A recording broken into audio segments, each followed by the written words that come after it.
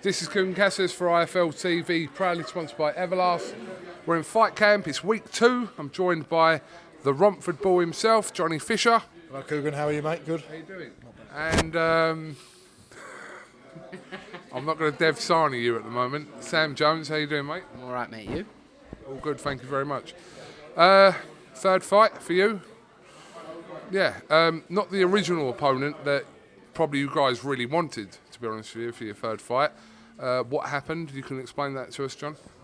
Josh Sandon had his reasons right at the beginning of the camp, so we had times to adjust. It was personal, family sort of issue, so it's nothing for me to divulge, but it was a credible reason, and I've got all the respect for Josh Sandon, and we've got a tough test in Danny Whitaker now anyway, so still all good. Sam, Danny Whitaker comes in with a little bit of a mixed record, a bit of a half and half record, but not the original opponent you wanted, but you're obviously satisfied. Yeah, look, he did well. He made a bit of a name for himself, didn't he, in the Ultimate Box? It's a bit of a reunion, isn't it? You got Mark Bennett fighting Babic, Nick Webb, the winner of the tournament, fighting Fabio, and the guy who pulled off the biggest upset of the night, Danny Whitaker. He beat, I think, Jonathan Pilata. Upset Jonathan Pilata. He's fighting Johnny, and I think for a third fight, it's more than, especially with his lack of amateur pedigree, it's a more than credible third opponent. When fights get announced so kind of far ahead, which the DAZN launch at Matchroom's HQ seemed like a long time ago now, there's always the risk of that original opponent for anyone not happening, and that's the case for you. But at the end of the day, the situation is Whitaker, and you've got to deal with that. Yeah, definitely. And Danny Whitaker's known for a good few weeks himself. He's had a full camp, so I've got to be ready. And he's tough, he's durable, he's been in with some good names, so it's a tough test for someone, as Sam said, who's not had that much amateur experience. I built my experience in a different, more unconventional way, but it's now time for me to step up in this third fight and then keep stepping up every single time. A little bit different to how, obviously, when Joe Joyce turned professional, how you were matching him, you kind of knew that you were not borrowed time, but you had to kind of move him quickly by the level of opponents. But for this guy here, it's like each fight one at a time. Yeah, with Johnny, it's baby steps. Even to be honest, I think if we were in times where years ago, Johnny would probably be fighting opponents coming in from overseas. But I think it's a good little fight. I mean, I know he's lost a few times now, Danny Whitaker, but he's shown when he does turn up, he can fight a bit. So Johnny has to be thoroughly switched on, and we don't want to look past Danny Whitaker before we do that. But I want to get Johnny out at least a couple more times before the end of the year, all being well this weekend. And Johnny, for yourself, obviously you're still in the middle of a learning process. 2 fights in, like I said, I suppose you'd fight anyone, and Sam would have that, but you've got to be a little bit sensible with it. Yeah, definitely. You've got to think of boxing. Honestly, I'd fight anyone. I'm game, I'm tough. If they told me to fight someone, I'd do it. But I'm thinking of it from a longevity perspective as well, and from the fact that you want to build a good career. And I am a baby in this sport, more than most people are when they turn professional. So I've really got to take it slow in a sense. But when the tests do arrive, I'll be ready, because I'll be taking it slow, but I'll be taking measured steps that are going to progress me. Not just easy fights the whole way through, but these little steps are what make you a better fighter. Sam, obviously you've been involved with heavyweights in a management capacity, and there seems to be more pressure at this stage of their career than all eyes are on them, and if they're not delivering, then they're going to get critics. That's what I mean. I think Johnny kind of fell into that trap in his last fight. I don't say fell in that trap, but it's like he's kind of eager to put somebody away. And Phil Williams from Swindon.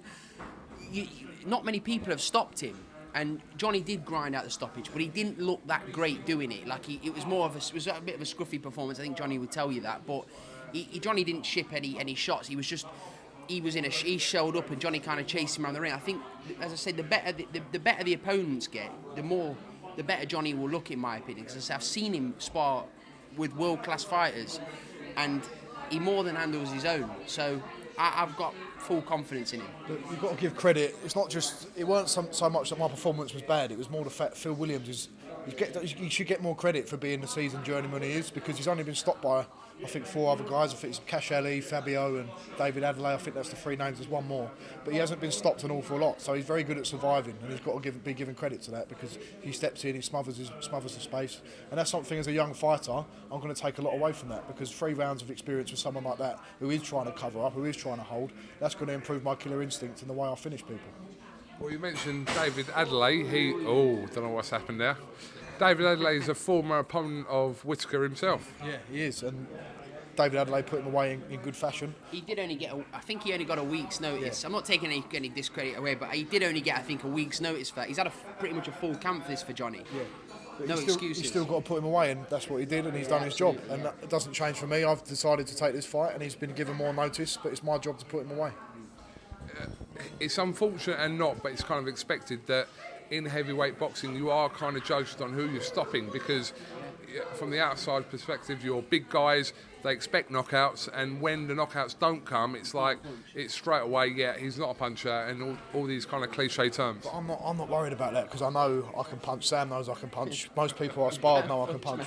Why, has he punched you? Yeah, I punched him a lot. I just punched him up there because he was trying to take too many of my t-shirts. But it's a lie. He gave me the shit t-shirt. Like he's got this silky one. He tried to give me this shit. Every day, Johnny, give me a tracksuit. Johnny, get me a hood.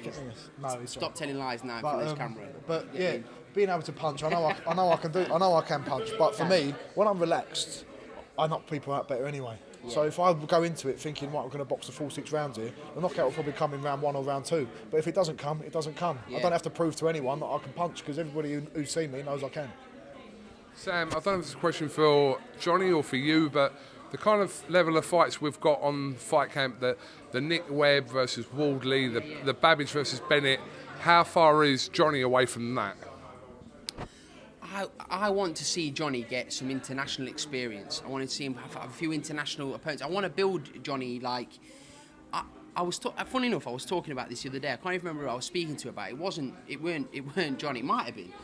I want him to fight for a Southern Area title. I want him to fight for a Southern Area title, English title, British title, and beyond. That's what I want him to do. I want him to win every belt possible. I want him to fight at every possible level. What are you laughing at me for? I'm not laughing at you, but I think that's the correct way to build your career. You start, if you live around this area, obviously it's the Midland title or Central Area title up there, but that's the way to do it. If he boxed at your call, even now in a 6-rounder, I'm not just saying this, he sells the place out himself. In a 6-rounder, that's a fact, yeah? If he boxed for a Southern Area title or any kind of title, they need somewhere bigger for him. But it's got a huge following. I can't wait to see it. You're right about international experience, and I know in myself where I am in the domestic scene, where I've got to get to. I'm not at the level of these guys like Fabio yet. They've earned their right to be there. I've got to earn that right as well by fighting people abroad, fighting difficult people in 6-rounders, 8-rounders, things like that. I'm at the beginning of my journey, and that's a good thing because when I go through them steps, that's only going to make me better than what I am now. See, I think there's a counter argument to this. It's good to see you in with kind of established British heavyweights that kind of, but there's also more experience for you to be gained by fighting people that have been fringe world level, that haven't quite cut it, those kind of guys. Like Babbage. Babbage fought Shondell Winters, who'd been in with Joseph Parker. Those kind of guys will actually probably benefit him more progressing forward. Yeah, and even them sort of guys, to fight them guys and to come through them guys is a great achievement. But I know I've got where I am in my journey, and I've always said to you all the way through, I'm never saying I'm better than what I am. I'm just doing it, and I'm trusting Sam, I'm trusting Eddie Hearn. They will guide me the right way, and if they rush me too quick, the bubble will burst. But if they go too slow, then it's just going to stagnate. So it's about finding that balance and finding people abroad as well to fight, and that's all part of the journey and being guided correctly. Such a sensible and grounded, well-levelled person. Forget boxing for a second, but he's got his head screwed on. KUGAN, when we brought him out the first time to Vegas, there was no talks of Johnny turning pro with me or anything like that. But I was just a big fat bastard. Sorry for swearing, but you could say, "Go on, Joe, stick him in for 2 rounds." Johnny, genuinely, right, was selling meat in a van with his dad. It's a fact or not? Selling meat in a van with his dad. He was in a university, in a library, right? Yeah, you told me. I sent him a WhatsApp. Said, "Johnny, we're going sparring. We want you to come out." And he thought, I'm coming round to Surrey. No, to Vegas, and obviously he's sacked. He sprinted out the uni thing, packed his suitcase and came out. But the first day he came, this is the true story. Honestly, he was jet lagged. He was heavily jet lagged. Got in the ring, and literally, I said, Johnny, right, go and spar. I won't name this. It was an American kid. Go and spar him. Quality American fighter. Johnny was he's always known how to throw a jab. But other than that, this American guy was standing hitting him with the double jab. Johnny just grabbed hold of him, threw him in the corner, and went to work on him. And I just said, me and Joe were like looking at him, thinking he's got it. He's got something about him. If you can refine him and mould this ball, which is what he is, into something, he can punch. Everybody that's been in the ring with Johnny will tell you he can seriously whack. That's why we laugh about it. I've seen him do horrible things to people, which we won't talk about, but he can punch. Can we talk about that, please? We can't do that. We can't do that. But Joe hates sparring him. Joe will tell you himself he hates sparring Johnny. He's a nightmare. But there's a long way to go with him. But I know if we get it right with Johnny, there's the sky's the limit for him. I know people think that's taking bluster, but I'd like to think I'm.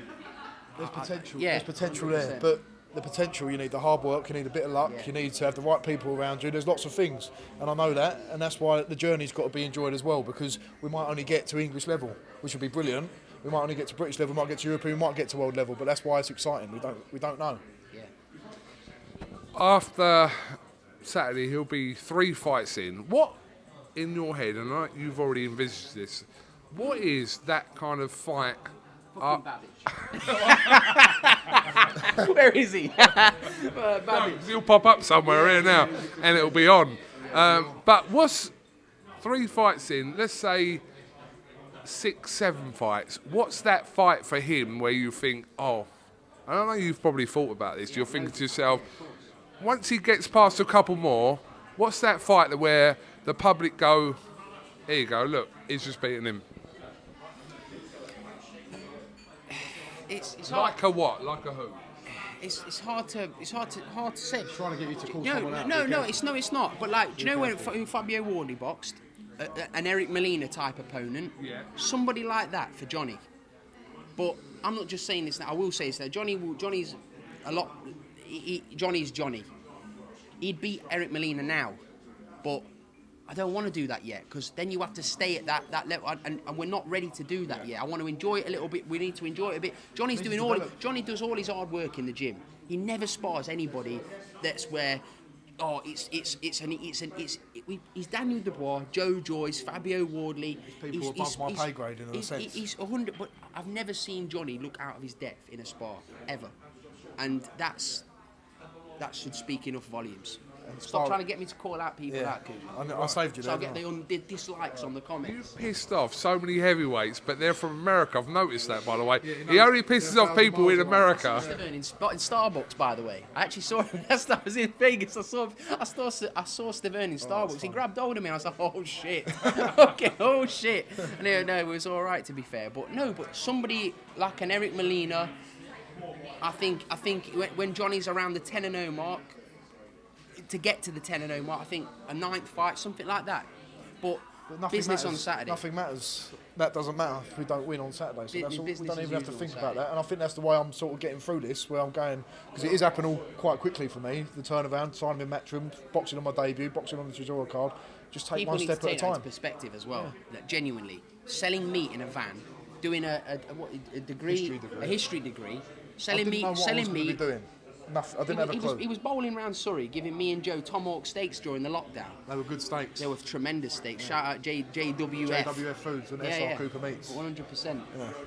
And he was doing that, and we had a discussion. Say, Johnny, listen, the way you're sparring, the way you're progressing, let's have a go at it, because it's when you heard Country Roads on the ring walk as well. 100%. Yeah, like that song.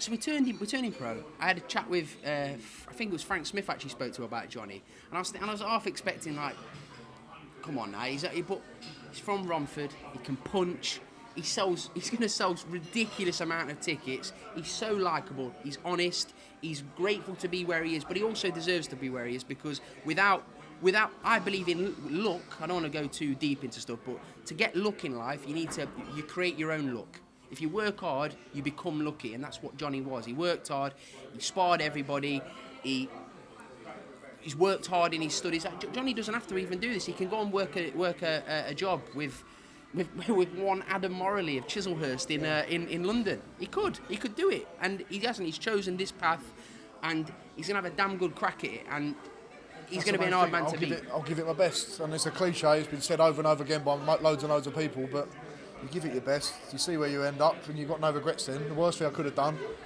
not gone to Vegas, not done any of that, and not giving it my best, and then you regret thinking I could have been boxing on fight. Right, stop being so fucking humble now. You're going right to the top, and now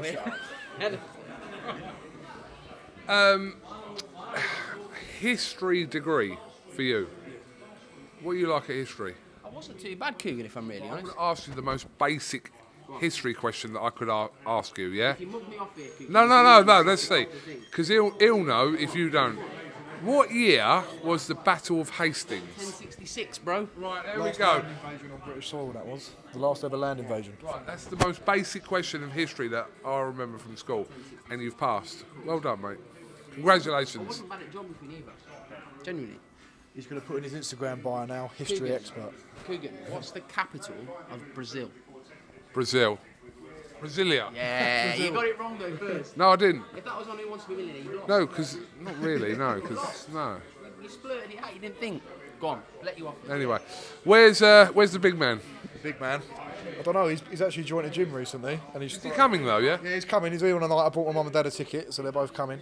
And hopefully you can give him an interview. I'm 1,000,000%. I'm going to seek him out before, after, whatever. He will be, yeah. No, I was going up Liverpool Street when the football was going on. Asking for photos, And everyone was going, Jesus Christ, it's Big John. Chinese. Everyone coming up to him saying, Kung Po prawns. Chicken balls. Yeah, chicken balls. And then Chicken but balls. before the fight, he'll be nervous. He always is. But then afterwards, he's going to get on it. And he said he's going to rinse Eddie's, all of his food trucks, all of his food. He's going to get that. The food's bang on there, isn't it? The food is bang on there. I hope he's bought enough supplies because my dad's going to be going through it. Maybe we'll get pre... Oi, maybe we'll get pre and post Fisher, Big Fisher. Post Big Fish. Just get him before he's had a few too many Coronas and a few too many Kung Po prawns. Don't think there's a Chinese wagon there. I think it's just burritos, pizzas. Pizzas, kebabs, like kofta kebabs. Oh yeah. Get him Straight, all up. straight. Yeah, he's probably already researched it all and he's looking at Who's what more the best nervous, ones me are. or John? Big John. Probably you. I've seen what you're like. It's a bad problem. Who's going to tell Big John what to do on Saturday night? Like he's got. Well, Tom Skinner's coming as well. He'll probably keep him in check. So it's going to be exciting. I've got a few people. I've got about 30 people coming. We train a lot, but it's good for the price of the tickets. They've all given $7.5 a ticket. Yeah, that's To be it. fair, So he asked for all of them. Johnny asked for all of the tickets that were available. He said he wasn't allowed, but the fun's going to... Listen, we get through Saturday, be professional, get through Saturday, but when he fights in an arena, he'll sell a huge amount of tickets. if we win on Saturday, and we will, Saying if. we're going to do it. Tell him, Kugan. When? No, I'll say when because that should be your attitude as a team. When? Listen. But he's a realist as well. So he's a realist as well. So I kind of know. Yeah, I can understand where you're coming from with that. But listen, Danny Whitaker, credible opponent. We've got to get through it. In 6 rounds is a good test. And I've trained hard enough. And if I didn't train hard enough, I'd be worried. But I haven't. I've trained very hard, and I'm ready to go. Okay. Well, I appreciate your time on a Wednesday evening. And by the way, just so you know, because he's the worst for this, I'll do an interview with him in it, and he's like, within 10 minutes, like, when's it out? Yeah? He wants to have a look at himself. No, not himself. He just wants to have a look. Yes, correct.